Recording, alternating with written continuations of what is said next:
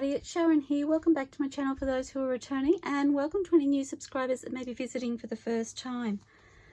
So I've been busy in my craft room cleaning and sorting and organising and trying to get things back into some semblance of workable creative space since I finished my last project. So I've actually had a few days where I haven't really done much crafting or any videoing, which has been great as far as getting organized, but I'm kind of missing my crafting, so there is that. One thing I have done, which I will share with you, is I don't know whether you'll be able to see very well, just scooch you up a little bit.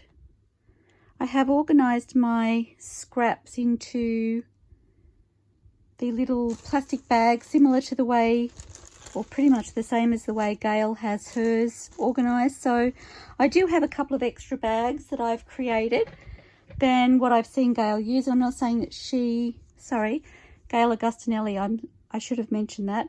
Didn't mention her first name. I talk about her, her last name. I talk about her all the time. I feel like you guys just know. So for those of you who may be new, I watch Gail Augustinelli quite often, almost on a daily basis, and she never ceases to amaze me on how she comes up with new ideas and tips that get my creative juices flowing and really have me thinking about new ways of doing things or new ideas. So, and Gail organizes her paper scraps into little bags, and I will admit I'm not 100% sold on the plastic bag idea because they are slippery. So I've got mine in a tub that it's actually a drawer. So the drawer goes into a set of drawers on my other desk. And so I have to lay them down to be able to put them away.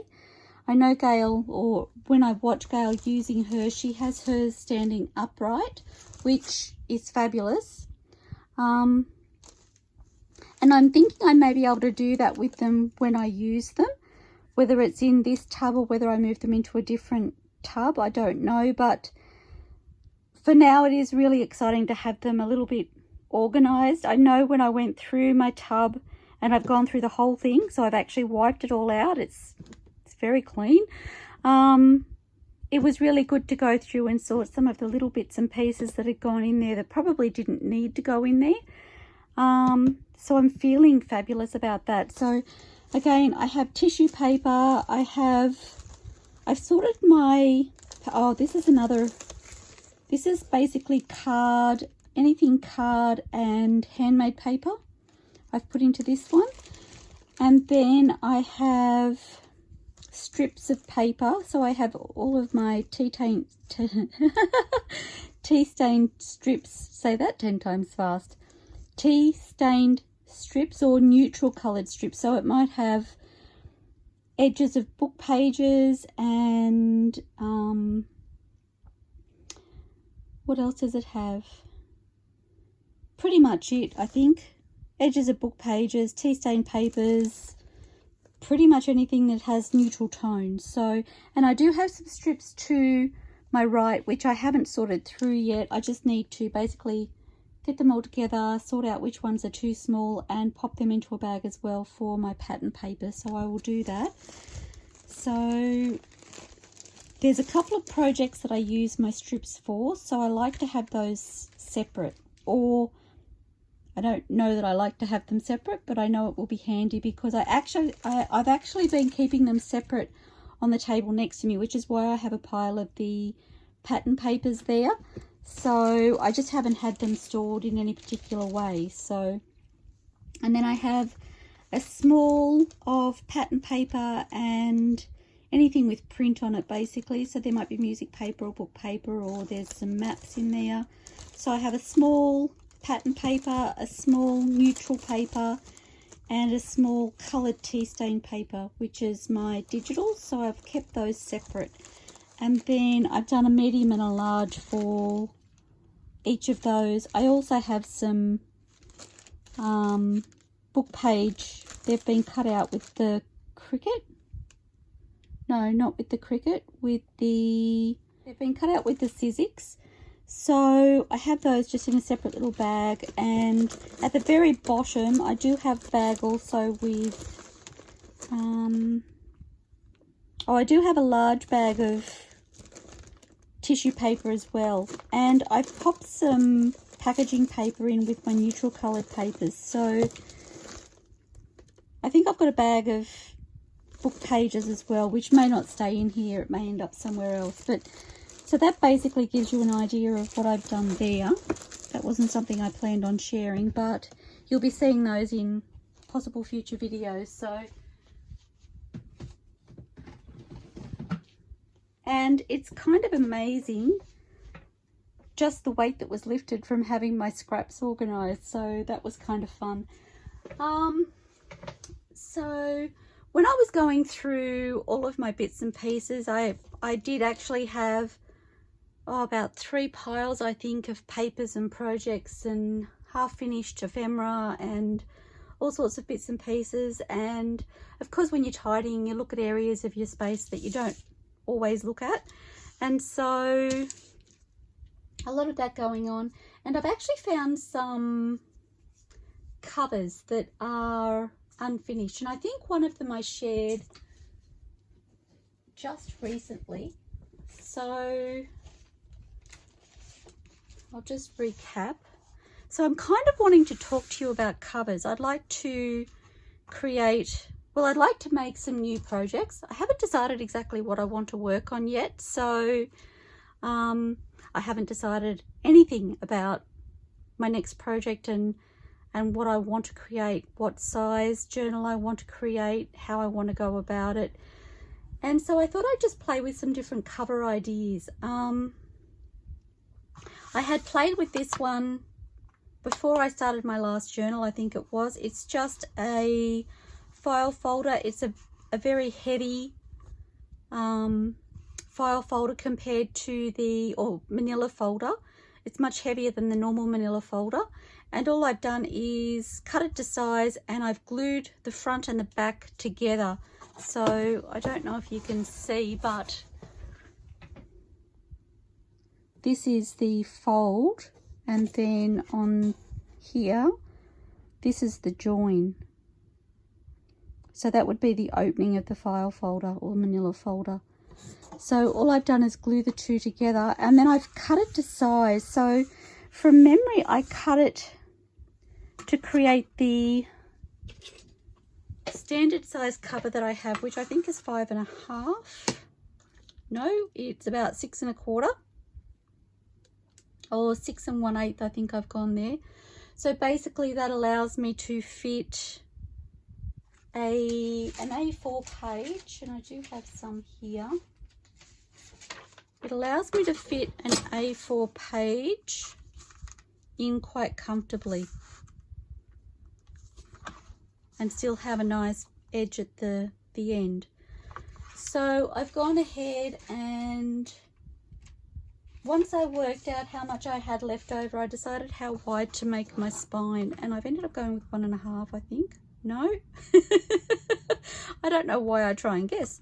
It's about 1 1/4, roughly 1 1/4.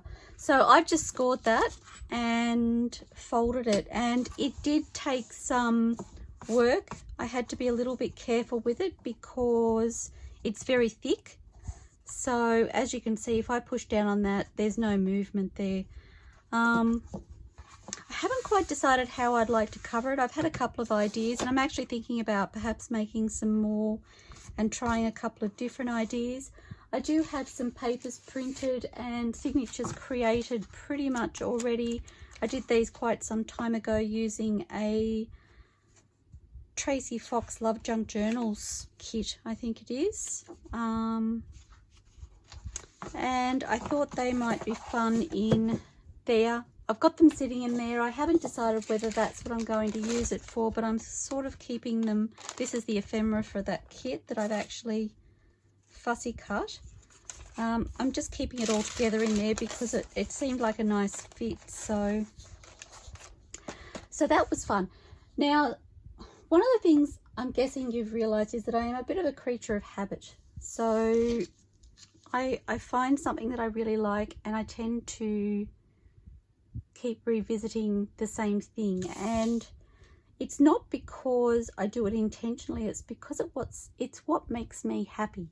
And I think when we're crafting, it's actually really important to be happy and satisfied with what you're creating. So one of the things that I have become quite habitual with is my journal covers. So I have this one here. This is the outside of my journal cover, and when I flip over, this is the inside. This is the cover that I created for my last journal, and I didn't make it quite wide enough. And I'm actually thinking about creating myself a not so little, I was going to say a little journal, but it's actually a very wide, I think it's 3.5 inches wide spine.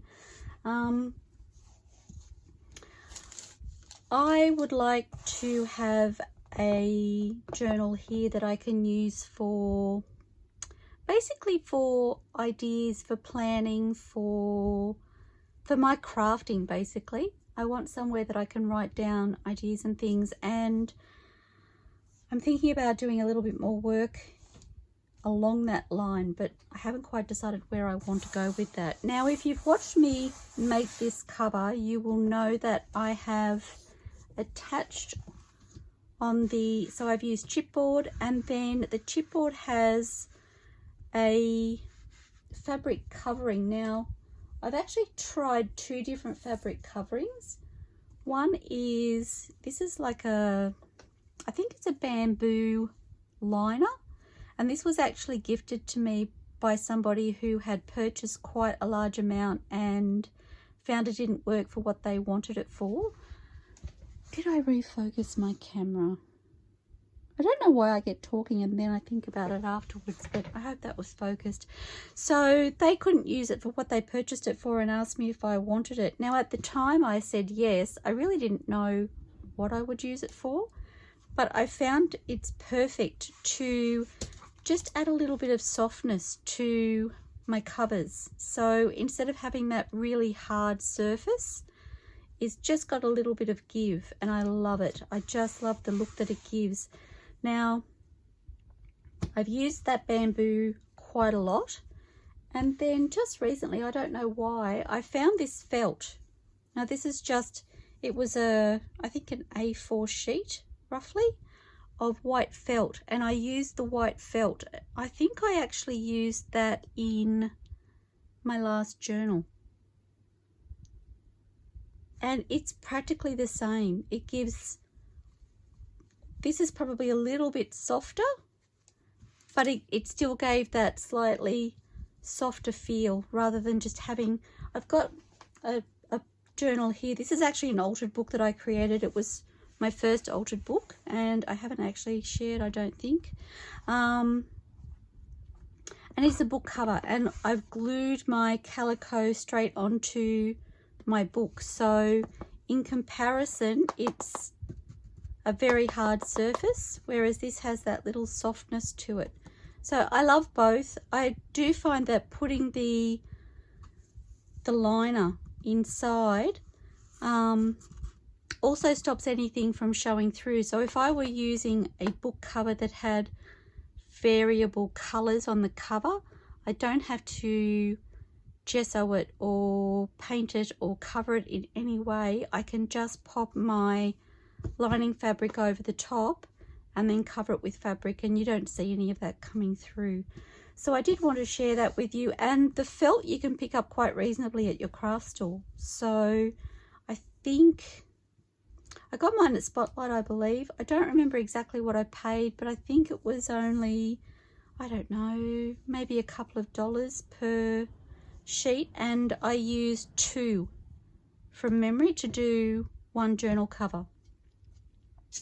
So I wanted to share that. Now this all came about because it's called the domino effect, because I found this journal cover. Now this is an unfinished cover. This is actually one of the first attempts I had at doing a journal cover using chipboard. I had no idea what I was doing. I decided I wanted to do some sort of patchworky looking something. All I've done is use scraps. They're actually fabrics that I've tea stained, so they all have that similar tone. And I hadn't used a sewing machine very much. I can't tell you how long ago I made this. It was, gosh, could have been over 2 years ago. And I love it. I absolutely love it. So I've just taken a piece of calico. I tore it to roughly the size I wanted. And I'm pretty sure I marked out using pencil or something. I can't actually see. I can't remember if I lined the outside roughly in pencil so I knew where my boundary was. And then I feel like I was able to rub it out on this calico, but don't quote me on that because I honestly am not 100% sure. But basically you work out how wide you want it, and then I just popped on my pieces of fabric and I've sewn them on. I don't think I used any glue at the time. I think I literally just laid them on and sewed around them. And it's given me an almost abstract patchwork look, and I really, really love it. And I discovered it again while going through my bits and bobs just in the last couple of days, and I was like, I really would love to finish it, but I don't know how to finish it. So what I did, once I sewed on those pieces of fabric and I had the abstract look that I thought I was happy with, I got a second piece of calico, as you can see here, and created a backing for it. And I had some, this is actually some food packaging. I can't remember. I think it was a cake box, a packet cake box that I cut down. So I have a feeling they were, or my measurements were in relation to the packaging. So this is roughly 5.5, just over 5.5 wide, and not quite 8.5 long. And I've actually painted that, I believe, with either white gesso or it could have just been acrylic paint. It doesn't feel like gesso, it feels more like acrylic paint, just to tone down the print from the packaging. And this would have been the side of the box, so I've used that for my spine. Now I've had these in here for quite some time, and what I did was I laid them on here, and I've got again, this is where I think I actually drew on my calico, because I've given myself a border of about 1/16 of an inch, I think, roughly on either side, or 1/4 of an inch. I think it was roughly 1/16 of an inch on either side, and that's where I put my seams. So across the bottom, because I had an open top, I didn't necessarily worry too much about where or having it 1/16 from the bottom, but I do know that I pretty much measured across and drew a line so that I could make sure it was straight. That was my main concern. So, and I may have done that on the back of the calico. I don't remember. It doesn't look like it. That looks like the front of the stitching. So, and my intention was to put these inside here, and then I would either cut, I wasn't sure whether I would cut around it and just sew it as a straight seam, or whether I would zigzag around it. But there was something I just wasn't 100% happy with, and I couldn't figure out what it was. It didn't feel right. It didn't feel finished. And I stumbled across it yesterday. Now in this side, in case you haven't noticed, it's got a little bit of cushioning. So I actually grabbed, again, not what I wasn't supposed to be playing. I was supposed to be cleaning. But I grabbed, so this is my felt, It even has a label on it still. So it's a felt viscose, I don't know if that's how you pronounce it, a wool white. And I had some scraps, and I've just, as you can see, I've paper clipped them to my packaging and popped those inside. Now what that did was it filled up the space that I'd left so much better, and it just felt more finished. It's a little bit tricky to slide down there, and I know that once I got it in yesterday, I've got some curling in the corner. I just grabbed my ruler and whoops, and just flattened out that curling. I think because I'd left that 1/8 of an inch on both sides, it was a little bit too much, but when I sewed it, I didn't want to have not enough. And I've just found that that little piece of padding that I've got on that packaging has filled that space that little bit more, and I feel like that was the missing piece of the puzzle I was looking for. And again, when I made this journal cover, I hadn't made anything like this from scratch, so I hadn't experimented with padding or anything like that before. So I'm actually really glad that I've left that, because I feel like now if I cover that with the padding and then sew it, it's going to give me a more finished product than what I would have got if I didn't have that padding in there. So I'm thinking what I want to do is cover my packaging paper with something. Now I don't have any more full sheets of the felt left here. I need to get some more to have on hand, but I do feel like it's a really affordable option. I know at Spotlight here, and I'm pretty sure you can actually buy it in a lot of I guess what you would call dollar type stores. You can often find felt for crafting and things. So I just feel like it's a really good option. Like I said, the bamboo fabric I had here simply because it was gifted to me, and I know once it runs out, that's it. I'm not going to ever have it again because it's a much pricier option, but it's been really beautiful to use.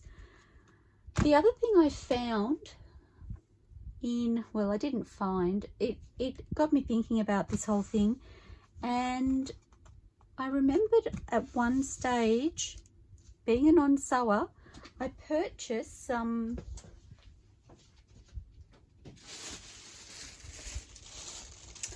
sorry, I just had to go over and get it. I purchased some quilter's wadding. Okay, so I had this, oops, I had this bag of, it's polyester wadding. I purchased it for a project I had in mind, and then I don't know what happened. I don't know if I ended up using it or whether, I don't think I did. So I think it's just been sitting there without purpose.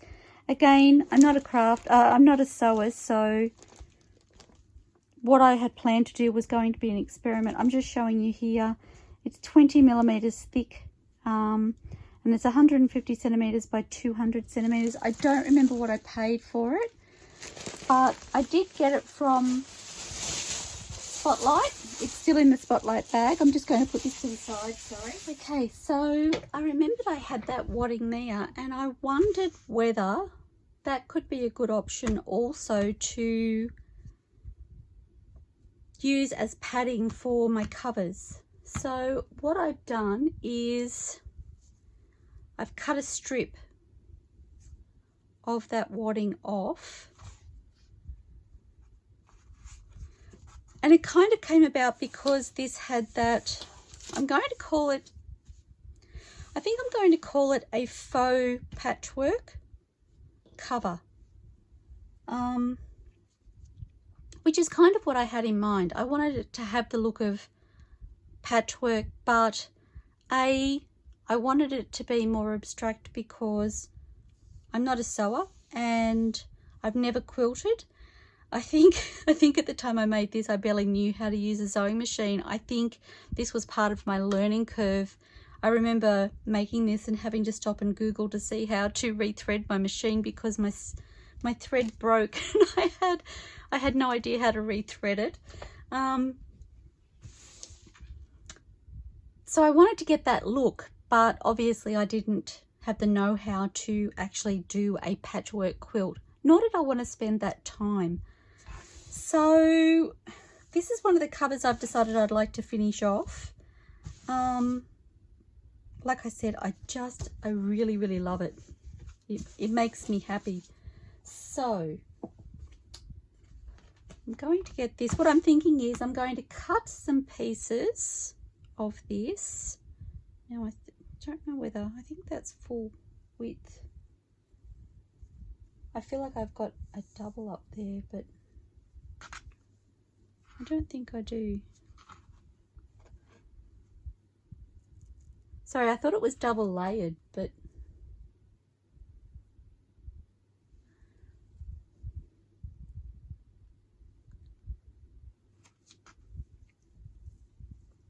I'm still feeling like it's a double layer, but I don't think it is. So what I'm going to do is I'm going to get my, so I've just got some fabric scissors here and I'm just going to cut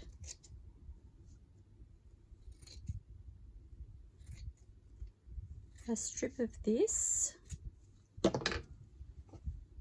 Actually, I might do two. This is very thick. It feels, I actually thought it was doubled over. So I'm trying to think of how thick I said it was. I think it was 20 mil. Which is roughly right.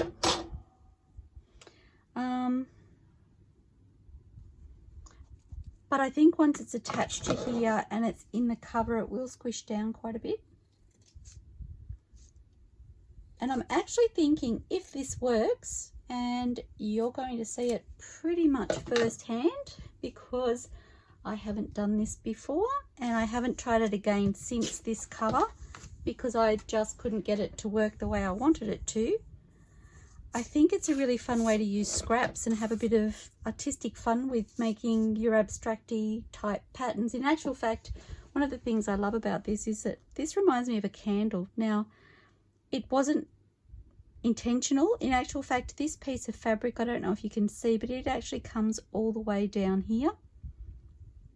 And then there's another piece that cuts over the top. So you can just see a hint of that fabric through that meshy part of the fabric. But it actually looks like a candle because you don't see this part straight away.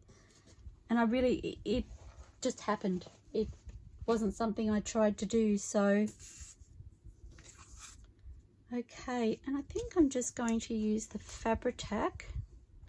I'm a little bit nervous because, like I said, this is a project that's been on my back burner for a really, really long time. And I'm a little bit nervous I'm going to mess it up. Part of me is like, maybe I should just use my bamboo because I know that works really well. One of the things I'm most worried about is being able to get this into the pocket without the wadding gathering and pulling and catching on the fabric. So what I'm planning on doing is making one. Probably should have done the spine first, but never mind. Bit late now. But of course, once it's in there, it's there to stay. So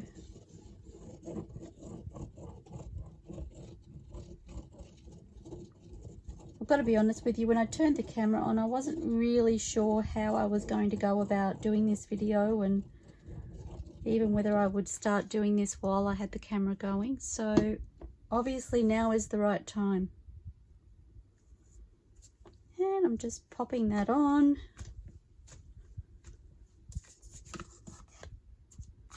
there now. And as you see, that has a lot of squish, as a quilt would have.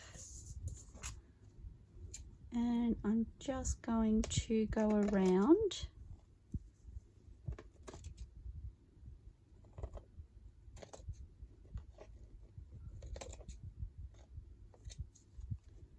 I'm going to cut off the excess all the way around.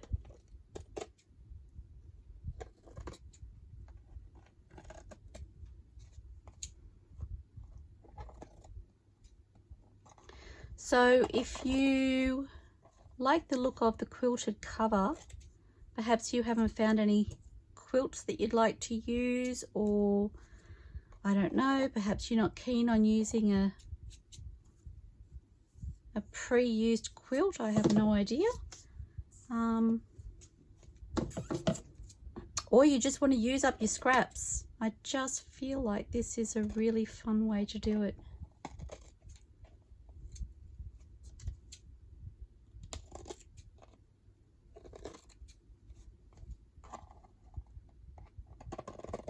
Because it's so thick, I do have to open my scissors up quite a way to get around that wadding.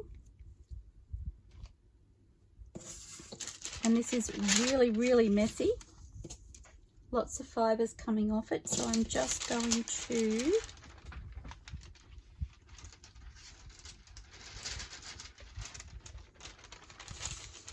that's another reason I like the baking paper over the top of my craft mat, because I can actually pick it up and just shake it all off into the bin. And because they're fibres, I'm just going to wipe over that with a paper towel just to make sure I've got any loose dry fibres. Okay, now I have two choices. I can leave it with just the front padded and not worry about the back, or I can do both sides.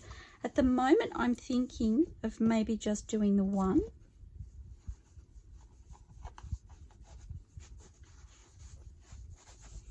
And I'm just going gently. It catches on this little bit of stitching. I've back stitched the fabric, so there's extra stitching. Now I can see it's gathering here, so just making sure that that's all flattened out.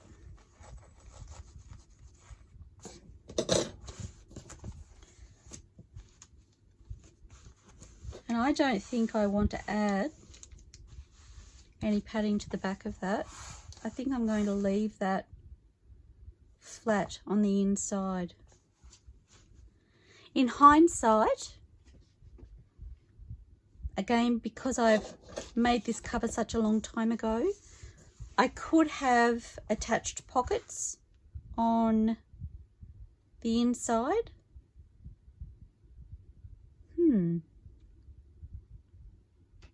I possibly still could. I'm just thinking I possibly still could, and I could use the seam here to sew them on.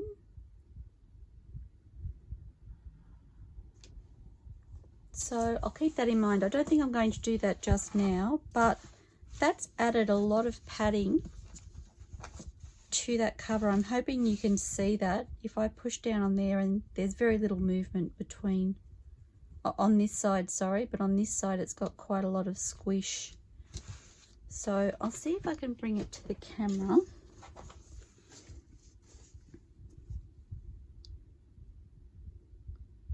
So you can see the amount of padding that it's given on the inside.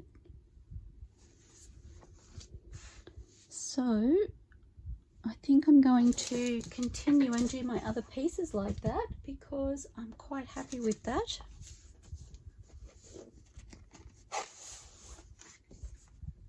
And just gluing it on with the Fabri-Tac or fabric glue is really quite quick. I don't have any paper towel at the ready because I haven't been crafting for a while.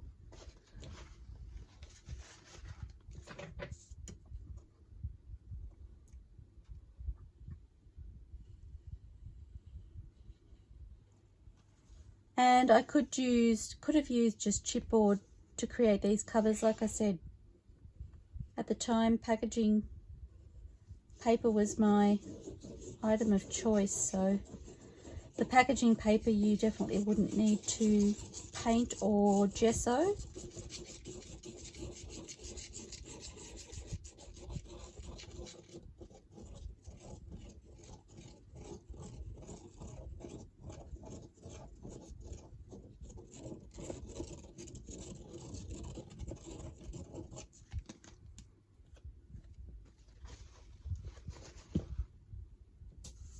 Whoops.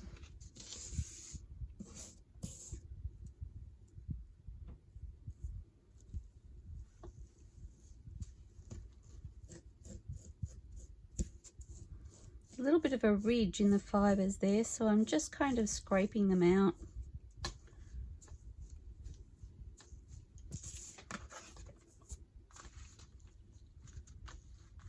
Okay. And again, I'm just going to cut around.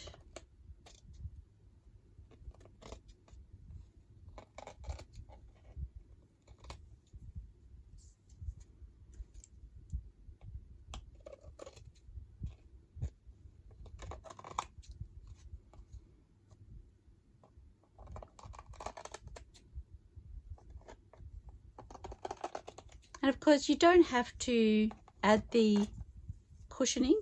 I've just found that that's my personal preference. I keep going back to the same style of journal covers because, like I said, that's what makes me happy. I love the softness that the padding adds to the journal. It makes it really nice to touch and pick up, and I don't know, there's just something that appeals to me by having that padding there.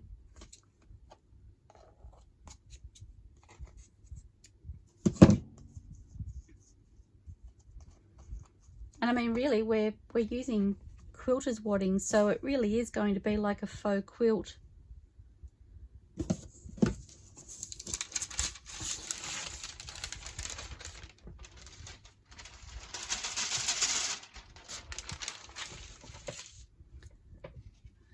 Okay.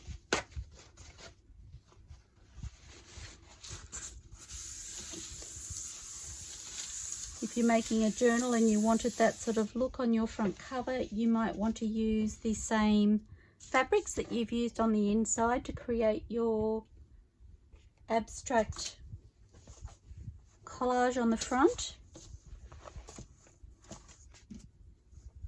That's basically what it is, an abstract collage. So just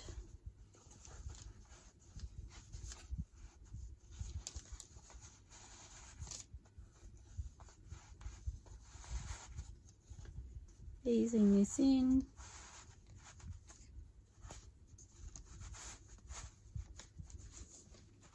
Oh my gosh, I'm so excited about this. You have no idea. I have been trying to decide. This has been sitting on my shelf because I loved it so much. I didn't want to not be able to see it, but I seriously could not figure out how to finish it off. This is making me so happy right now because I am loving it.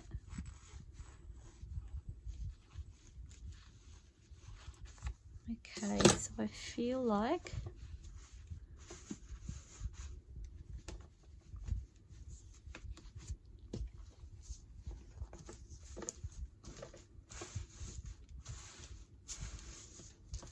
the way it's filled the extra space that I had in there is just amazing. When I folded it before, it felt really, I was going to say floppy, that's probably not the right word.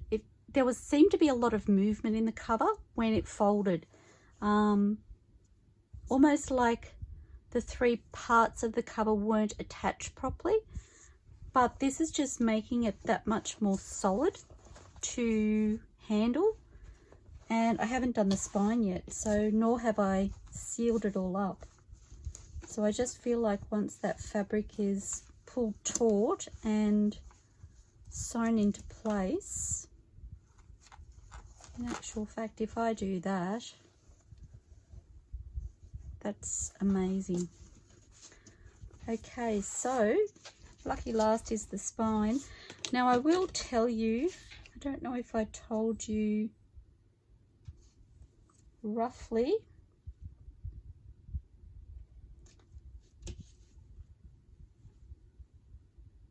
so it looks like 5 7/8.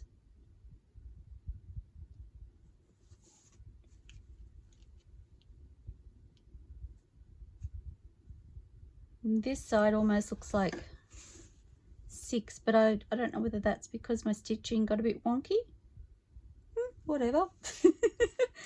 And then the spine is about 3 1/8.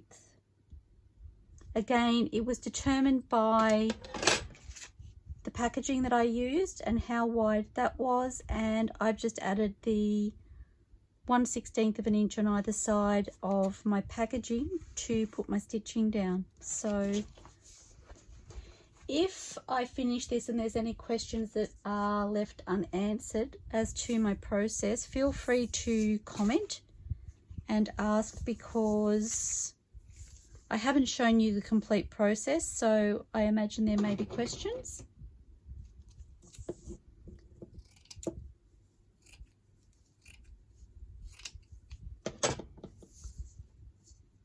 But it really was created just by me playing at the time. So I think I might just glue that on and then cut it off. I will waste less then.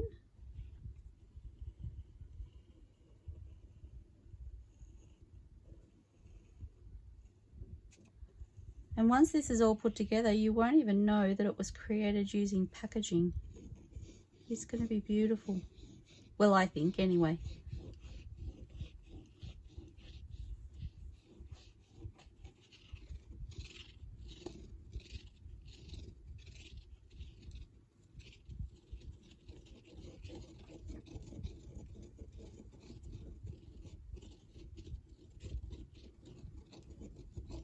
So a good coverage of glue just to hold that in place.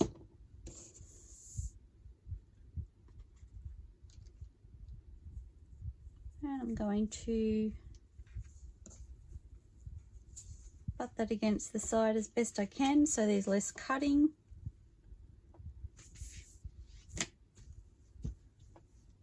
Okay, and then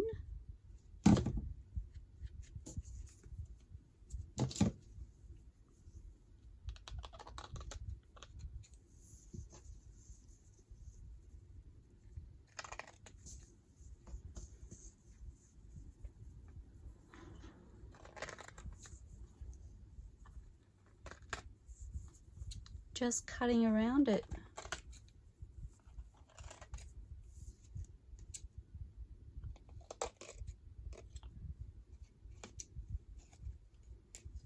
And this is a polyester wadding. It's not an expensive brand or anything like that.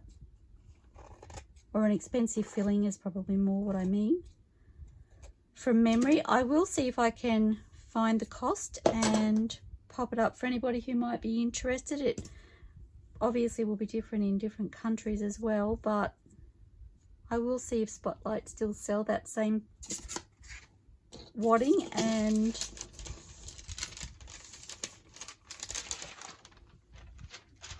let you know roughly what it is. You can see the fibres on my chopping board. And I often find that if I'm lifting fibres, using a dry paper instead of using wet seems to lift them much better.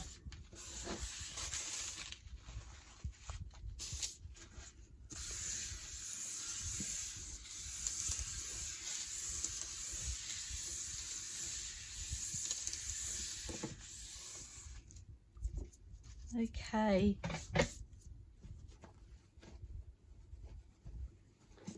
And the last piece of my puzzle. I do feel like there's a little part in the corner there that still needs to be shifted.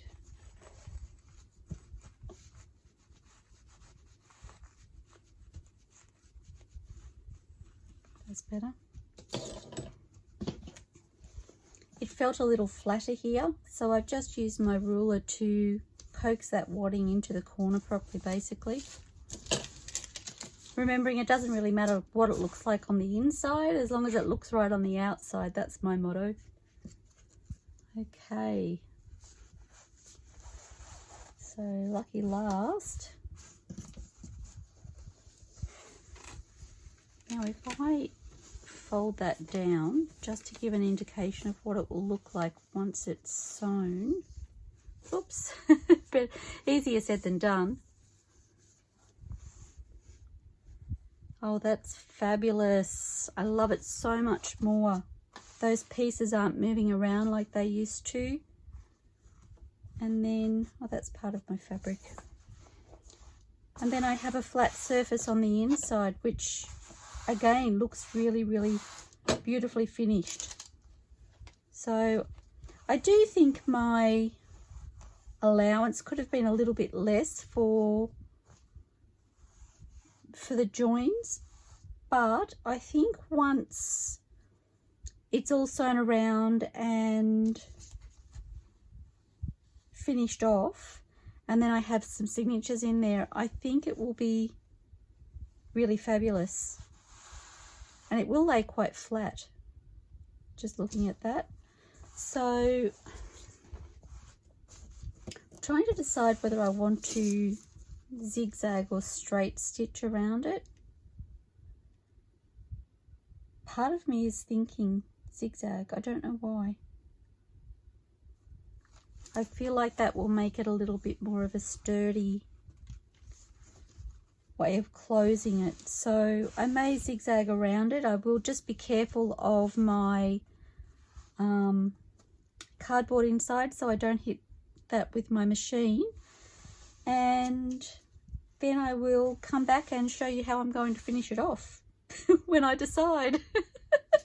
So I hope you've enjoyed that. It was a little bit of revisiting for me, and like I said, I haven't shown you exactly my beginning to end process, but it's something that's been in my unfinished projects for a very long time, and I'm excited to see it finished. I just think it's so pretty. I just keep touching it. Okay, I'm back again. So I've just finished sewing around the outside. Didn't quite go to plan, so I do have some rather messy stitching. I ended up sewing around it twice, and I've sewn down the center between my front and back cover and the spine with the zigzag as well. And I don't know if you can see, but my stitches are quite uneven because I found with some sections I actually had to pull the fabric from behind to get it to feed through the sewing machine okay. The sewing machine handled it quite well, but every now and then it was catching. And I don't know whether that was because of the bulk. So in hindsight, having that extra space between ended up being a positive thing because I had room to play. So it came out beautifully. Like I said, I do have some crazy stitching around some areas. I think that would probably be my worst. My first round of stitches went up and around. But overall, it's not meant to be perfect, so I'm happy with that. I am going to just cut around it with my scissors, and I'm going to leave myself about a ½ inch, I suppose, leeway, because I do want to fray it a little bit, and then I want to add some fray stopper. So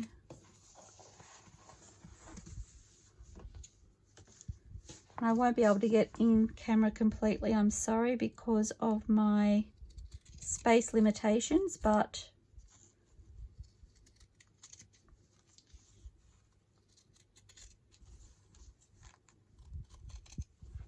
the other thing it did was it gathered a little bit in places so that I ended up with some, I think here, I've ended up with a slightly pinched corner.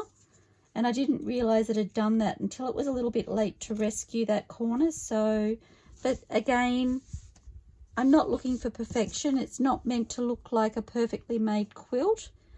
I just love the effect of it.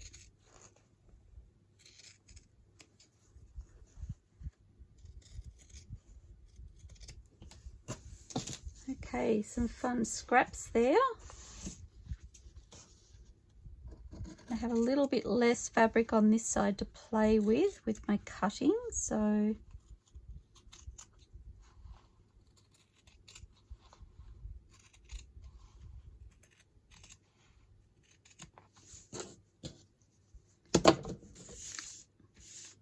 I've ended up with little fluffy bits. I'll just remove those before I continue.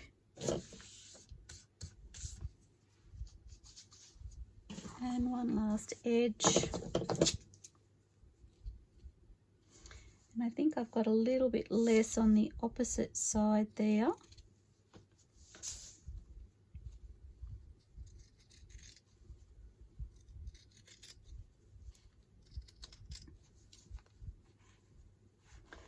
If it doesn't fray, it's not the end of the world. I just thought it would be a fun look to finish it off. But I think across the top here I have a selvaged edge from the factory finish, so I'm not sure I will get that look at the top as well as around the outside.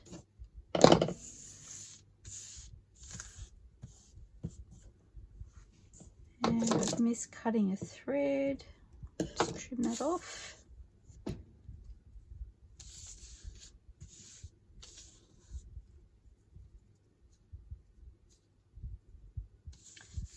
Okay.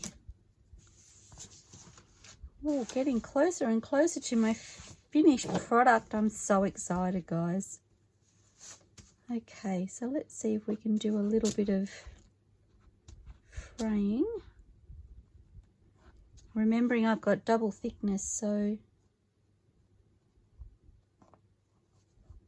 and by the look of it, if I'd have sewn it the other way around, they would have both frayed in the same direction, but that would be far too easy, wouldn't it?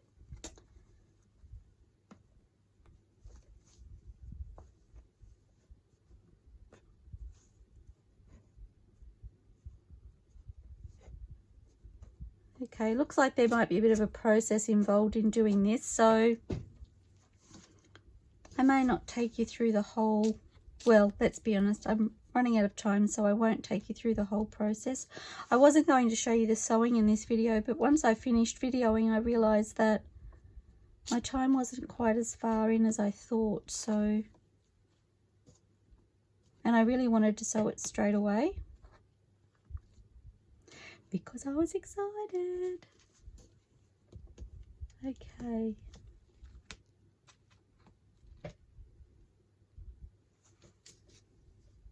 Hoping I can do just even one edge so that you can get a rough idea of what I'm looking for.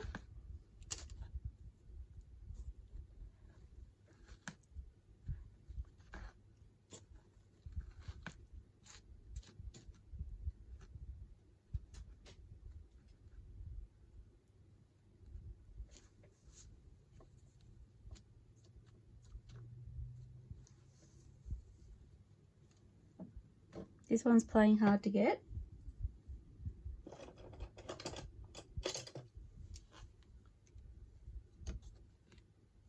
Ah, got you.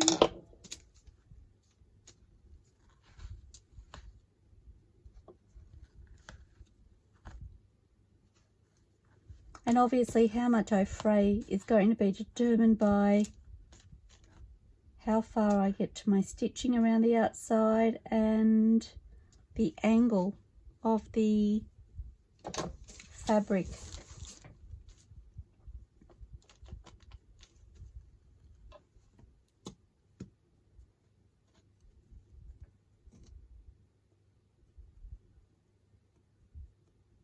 I'm just using my little Cricut tool to help pull out those threads. And I could leave this and it would probably do a little fraying by itself over time. And I could add the fray stopper when I decided I needed to, but I just want to see how it looks frayed once I've got it done.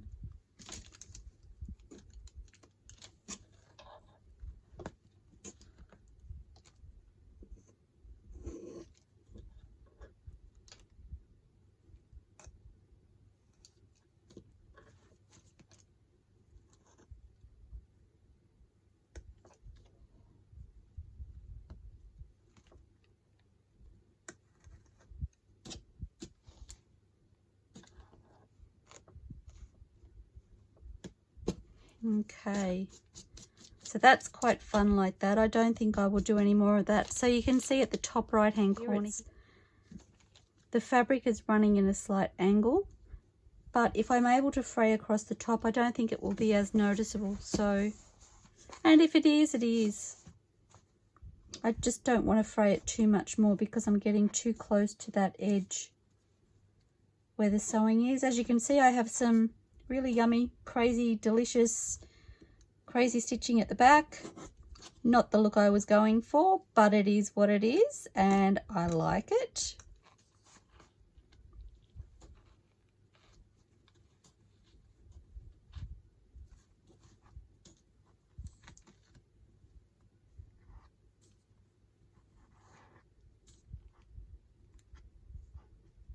It's kind of like my trademark actually, because I'm not a sewer.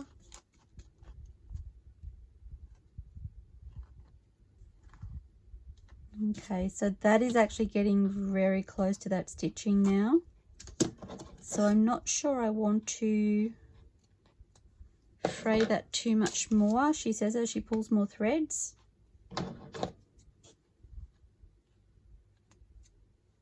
Just want to cut those off. And I might do the same down here just to give it the look. Oh, there's a song in my head now.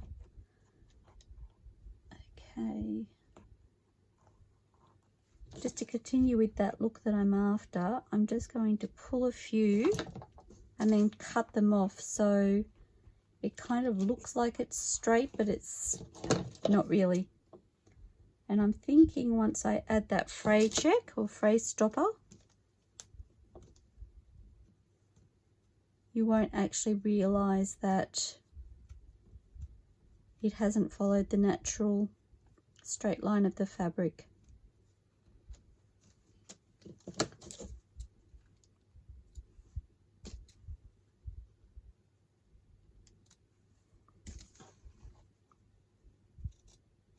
Okay, so that's pretty much where I want to leave it on that side.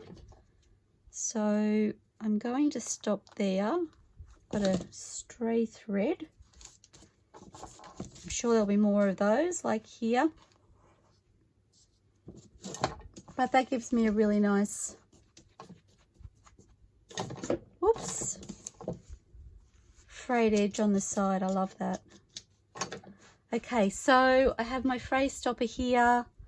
I'm just going to pop a little bit of that on my baking paper and wipe that around the edges with my finger all the way around once I finish fraying. So I will show you in I went to pull that, but it's still attached.